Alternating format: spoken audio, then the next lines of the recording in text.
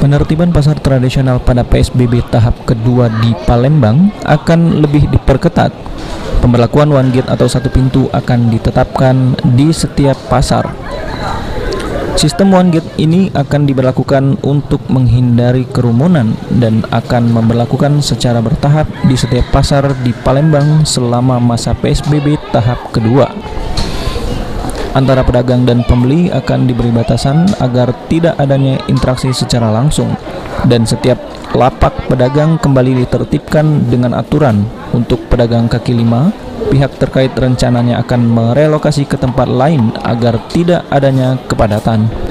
Abdul Rizal selaku Dirut PD Pasar Palembang Jaya menyampaikan selama masa PSBB tahap pertama, penerapan protokol kesehatan di pasar tradisional tidak sepenuhnya berjalan dan dipatuhi masyarakat.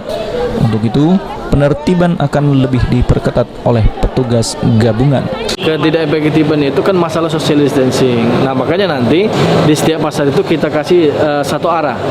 Jadi kalau misalnya orang itu mau ke tempat pedagang ini, dia tidak boleh bolak-balik lagi. Jadi kalau dia mau balik ke sini lagi, dia muter.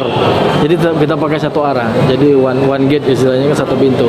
Kemudian untuk PSBB kedua ini, pedagang itu kita kasih pembatas pakai plastik. Jadi antara pedagang dengan pembeli itu tidak bisa bersentuhan. Adi Sunandar, PAL TV.